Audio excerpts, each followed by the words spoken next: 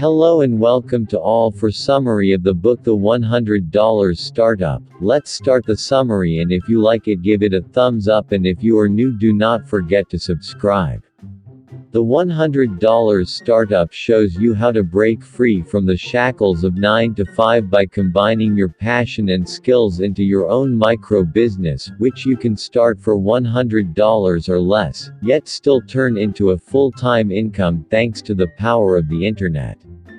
The $100 Startup is Chris Guillebeau's second book, and it is very likely to be the only book you need to start your own business. It is the result of identifying 1,500 people who have made $50,000 or more with very modest investments, often less than $100, and Chris' subsequent focus on the 50 most interesting cases.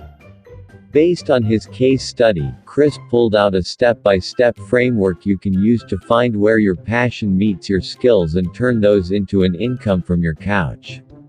Using nothing but a laptop and some Wi-Fi in most cases, you can build a thriving software, freelance or education business and scale it as far as you want. Here are 3 crucial lessons from the book to get you started. Lesson 1: Passion is only 1/3 of the equation, you also need skills and customers. Thanks to Steve Jobs, we now face a generation where a myriad of people try to turn their passion into their paycheck. While I generally support that with all my heart, I cringe at the level of unpreparedness of most people who do so. Chris argues for a much more practical approach, where you keep your day job at first, and start a business on the side. He says passion is only part of the equation, 1/3, to be exact. The other 2 parts are skills and customers. You have to find the sweet spot where your passion meets the skills you are good at and the needs of other people, which you can fulfill with those skills. After all, people have to pay you for this to work. For example, while eating pizza might be a passion of yours, it sure is one of mine. It is hardly a skill that warrants payment, and doing it doesn't solve other people's problems. However, making pizzas does. Plenty of people cannot make good pizza themselves, and are more than happy to pay for 1 or 2. You could throw pizza parties in your home, invite friends over, and have everyone chip in $10 for your time and ingredients. That would make a good start. So be flexible enough to stay open for a skill transformation, where you learn skills adjacent to your passion and then capitalize on those as best as you can, while picking up the rest as you go along.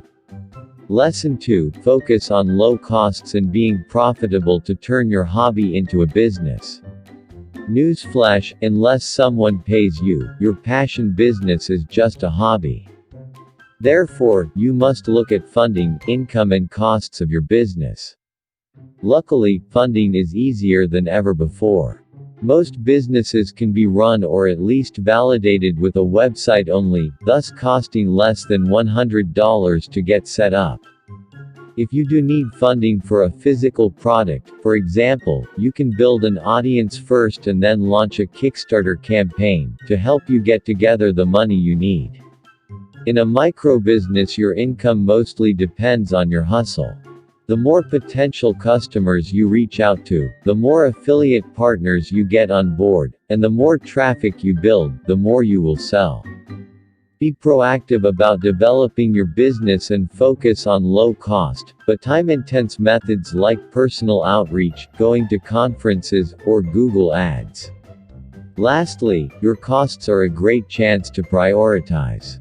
With little money left to play with, since rent and food will be major deductibles from your salary, you are forced to invest only in the most important parts of your business, the ones that directly drive sales. So don't lightheartedly drop $1,000 on a website redesign when you could hire a salesperson for a month for that, who might actually help you sell more.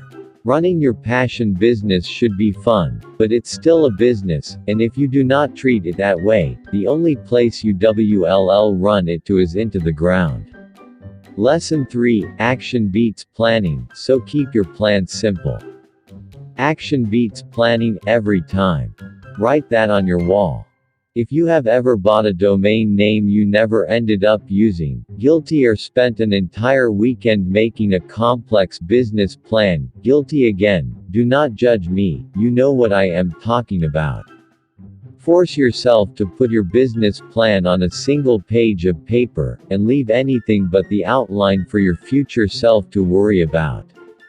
Focus on what you will sell, who your customer is, why they buy it, and how you get paid. I sell custom diet plans to busy single moms so they can stay in shape while raising a toddler for $50 per month via PayPal. Is about as specific as you need to get and answers many questions. Set an aggressive launch date, since work always fills the time you make for it by Parkinson's law, and make sure your mission statement fits into a single tweet like 140 characters. Oh, and lastly, when you start a business, suddenly everyone seems to become an expert and will try to give you unsolicited advice, especially if they are not even running their own business. Do not listen to any of it. You do you. The $100 Startup Review.